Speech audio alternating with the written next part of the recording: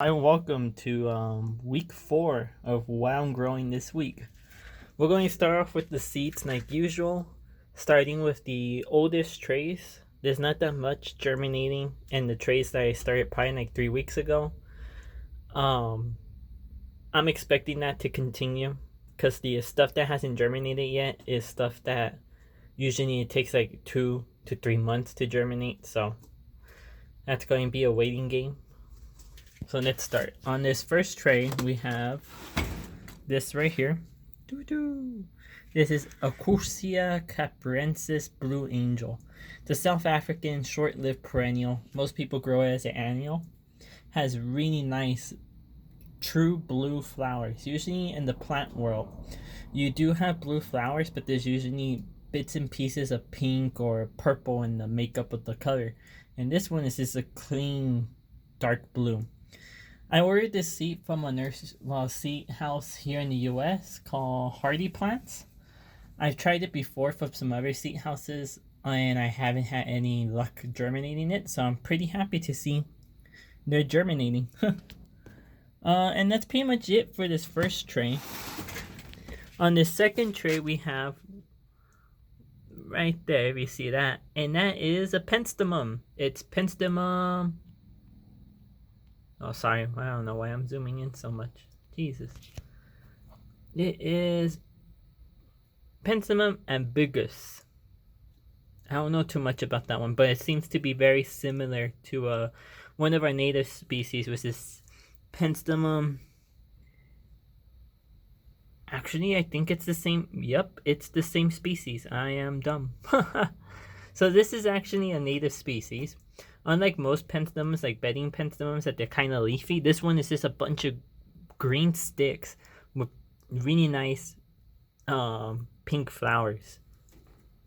I'm pretty happy to see it germinating. That's cool. That is very cool. Damn, I didn't know I ordered that one. If I had known, I would have not collected seed. Okay, so down below, this one doesn't have much going on this week, so fingers crossed by next week we see more stuff coming up. Down below this one, we only have one new germination, and it's this guy right here. My camera will focus. It still hasn't completely opened up, but this is a geranium. It's Geranium pratense purple haze. Geranium pratense is a really adaptable species. It could grow in shade or sun, just as long as there's a little bit of moisture. It's drought tolerant, but I think it can't really handle the drought that we experience here in the desert Southwest. So keep it worried. I think this one has pinkish purpley flowers, and the leaves are a really nice purple. They're like smoky. So the baby leaves haven't shown the true color yet, but as it gets growing, it should gain that color. And that's pretty much it for this tray. All the other stuff that's here we have talked about before. Actually, oops, almost missed two. This right here is Centaurea scabiosa. It's another scabiosa-like plant. Centaureas are a family of perennials and annuals. This one is a perennial, and it has purple flowers. Butterflies and moths love centaureas, and I think bees would go to them too. And on this tray, this very dry tray, this is an issue I've been having with this tray, is that it dries up like no tomorrow. And it's at the bottom of my shelving unit, which I thought maybe the extra shade would keep it moist, but nah. So that's been an ongoing issue. And in fact, all the seedlings right here of that Phacelia campylata are gone. I'm going to have to resow them. And I'm having similar issues with the poppy, ladybird. In terms of new, this one is germinating, and this is Lobelia bridgiense. I tried growing it from the same seed packet, and what came out was a bedding lobelia. So I'm growing it again to see if all the seed that was in that packet is a bedding lobelia, which is I don't really want that. or is it a mixed bag, or what happened? So I'm really hoping some of them actually come out as what I bought, Lobelia bridgiense, because I hadn't been able to find seed of that one again. Lobelia bridgiense is bushy lobelia. It's native to Chile, has pink flowers, is kind of similar to another species called Lobelia tupa, which I also have seed of. And but it has pink flowers and it's a little bit more small. I'm not too sure how drought tolerant it is though. I'm going to have to look into that. But I'm hoping these come out as actual Lobelia bridgiense and not bedding lobelia. Up above here, I think we have one new thing. If I could find it. Is it in this one? Oh, it's right here. It's Lysimachia ultrapurpurea. So a lot of Lysimachias are wetland plants and like moisture. Ultrapurpurea has red flowers and it's a little bit more drought tolerant. It's kind of similar to Echium russicum. And I kind of I have both, and I believe both of them are germinating. And I bought them because I wanted to have that repetition without really having repetition. So it'd be pretty cool to see how they compare. And that species, I believe, is from the Mediterranean. So it is more drought tolerant, and bees love it. And so will hummingbirds because of that red flower. And that's pretty much it for that tray. Everything else we have covered before. Up here is where I used to have all the annuals, the calendulas and all that stuff. We still have some Texas bluebonnets, and I'm going to actually sow a bunch more, probably like 4 rows. And then re-sow some violas. And I need to buy another packet of the California poppy because I only had one germinate and then it died. So this is going to be resowed. So you might be asking, well, what happened to the plants that were here? Well, I transplanted them. So the calendulas, both of them are here. The centaurea, the annual one. Blue boy is up here. And so is the Cynoglossium embryi ferment. And they look great. I probably transplanted them beginning of this week.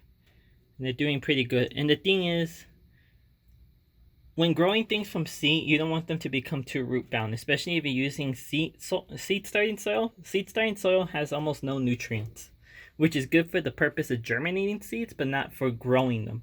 So once you see that the cell that they're in has plenty of roots, or the roots are coming out the bottom, move it on. What I like to use for soil is a mixture of decomposted mulch, some topsoil, some potting soil, and it seems to work. And all of them look great, so I'm pretty happy about that. Up here, we've talked about. Oh, actually, I did not talk about this one. This one right here. Oh no, I did last week. The lupinus, and that one looks good. There's a second one germinating. Going to probably have to spot water this tray. And I think that's it for this one. Nothing new yet. So that's not bad. So earlier this week, actually before I jump to that, we have some older seeds that are germinating. One that I'm really excited for, right there. This is a native tree. Its common name is the golden letball tree. Scientific name is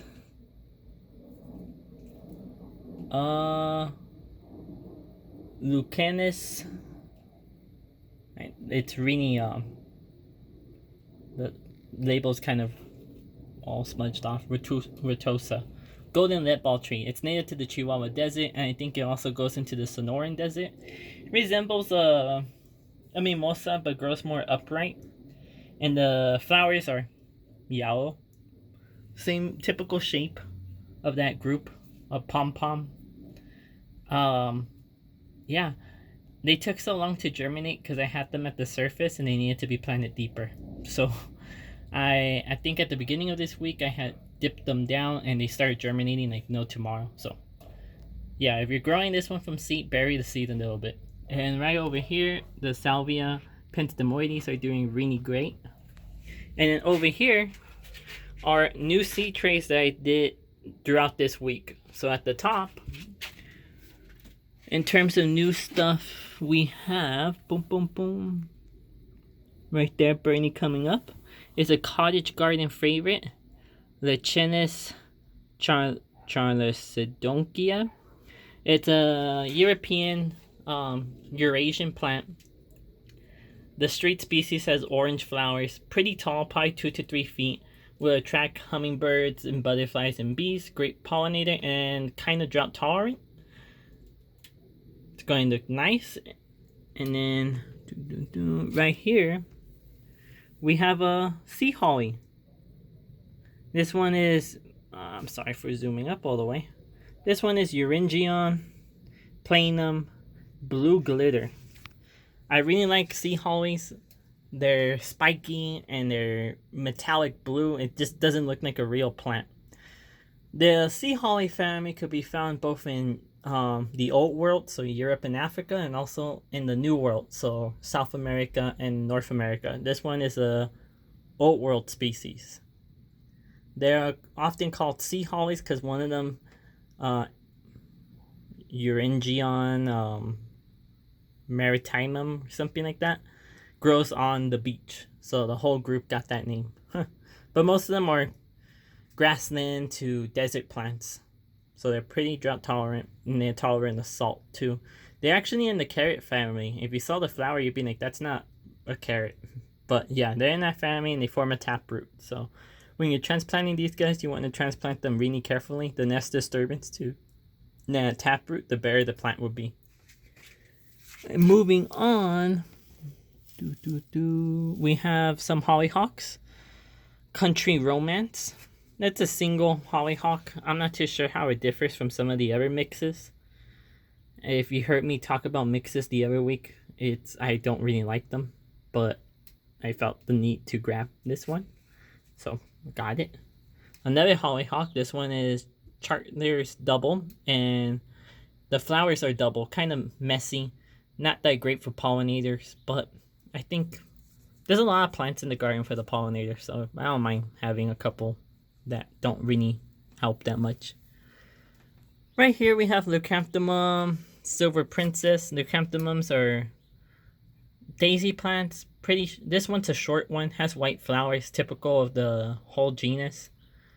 Easy to grow from seed, and another cottage garden favorite. Butterflies and bees like this one a lot too, and you could cut off the flowers. Although I don't think this variety is the best for cut flowers because since it's dwarf in all its parts, and the flower isn't held on a long stalk.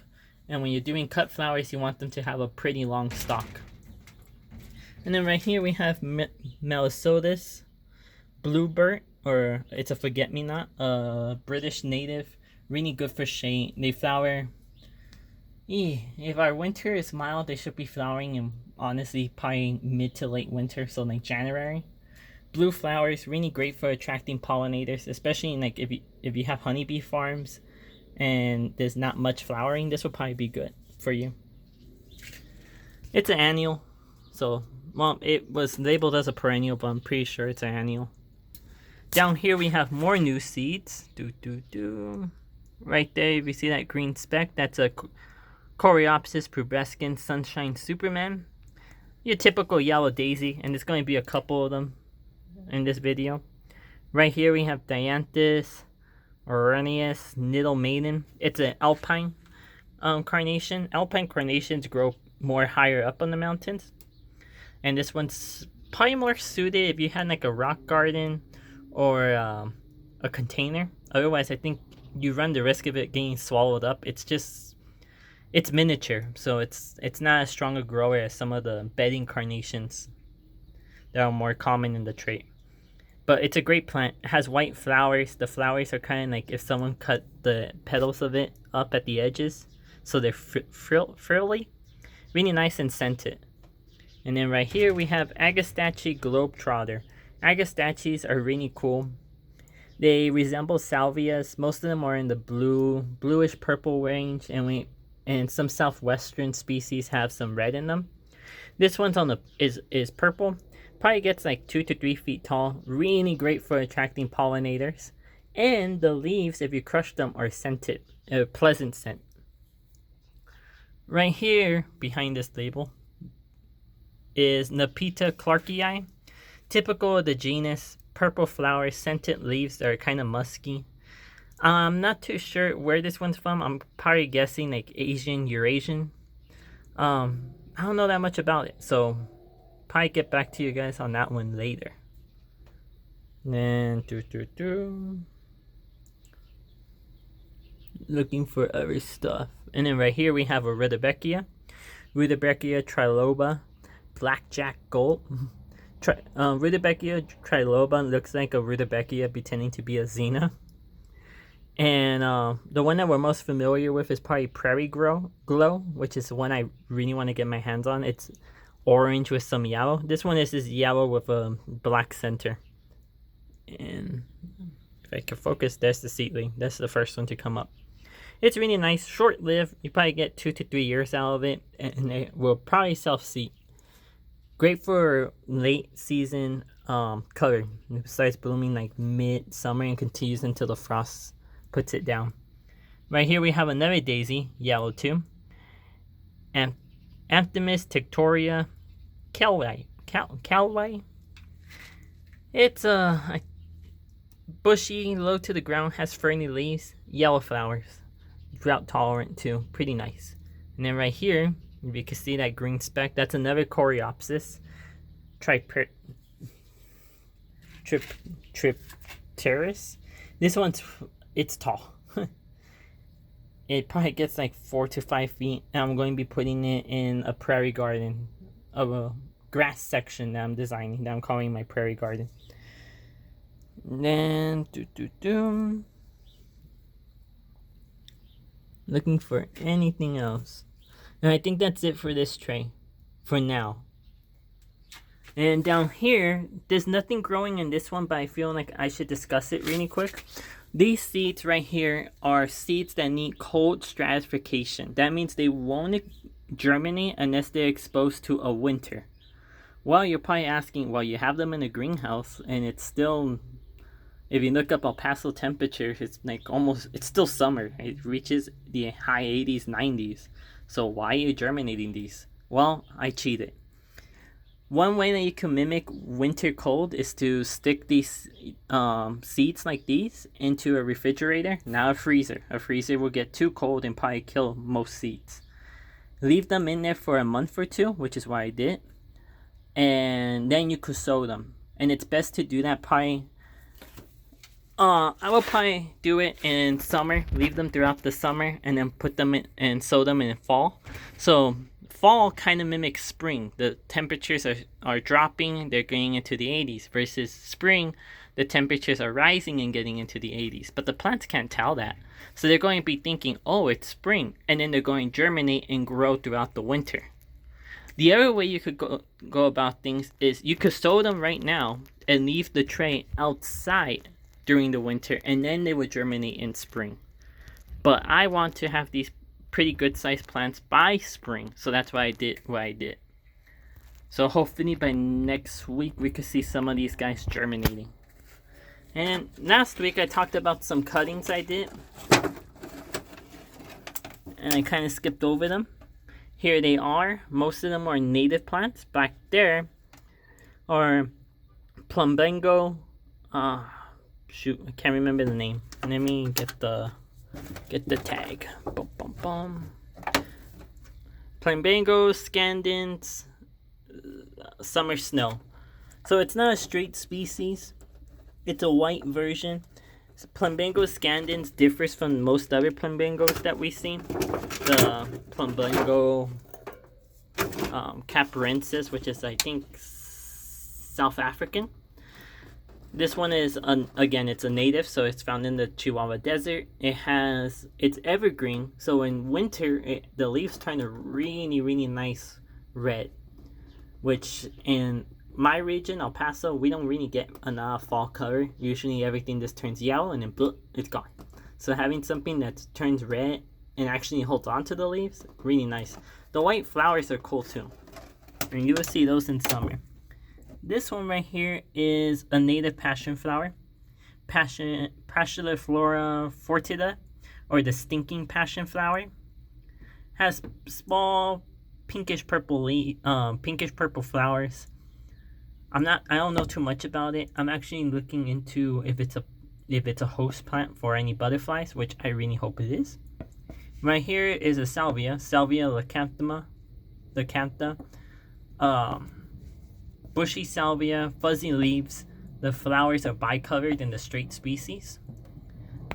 This one right here is another salvia Pinguinens, I believe. Pingulifloria. Small blue flowers, shrubby and tall. This one right here has pink flowers, and I can't remember the name. I know the common name is compass plant, I believe. So I probably tell you guys by next week what it is for sure. These ones right here are dead. So we're going to skip over that.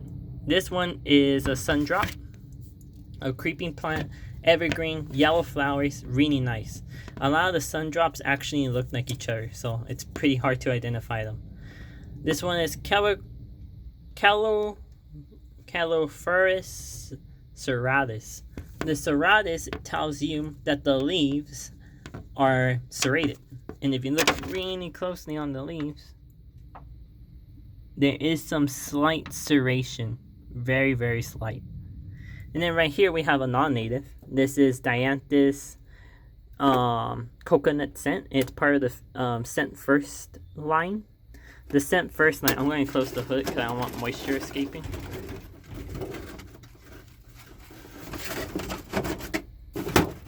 The Scent First line has been around for a while, and I think they're still adding plants to it. Really, really nice plants. They're strong growing carnations, and like the name says, they do smell. I'm not too sure the smells are the same, like what they say. Like this one would smell like coconut. I've only ever grown coconut Scent First, and I lost it due to a bacterial infection, hence the cuttings to replace it. So yeah, I'm kind of curious to know. Yeah. So if anyone knows more about the Scent First series, please comment below. And the last plant for today is a sedum. This one isn't in flower yet. It is sedum autumn fire. Some of the sedums have had a name change. So plants that look like this, which they used to be sedum spectabile, are now Hylotropium spectabile. But all in all, a sedum is a sedum. Maybe we could do a video of what's the difference and why they moved it. Actually, that'd be a pretty cool thing. So let's talk about this plant before I get sidetracked.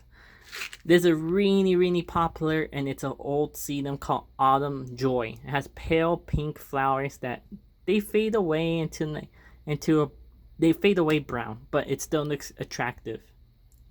Well, it has had a couple children, and this one is one of them. This one they count as an improvement because it holds onto the color longer, and it doesn't fade away so quickly into that brown state. And the color is also more bright. While Autumn Joy is a pale pink that some might call wishy-washy, this one is a strong orangey red. Regardless, this plant will provide food for pollinators late in the season. We're talking about probably start flowering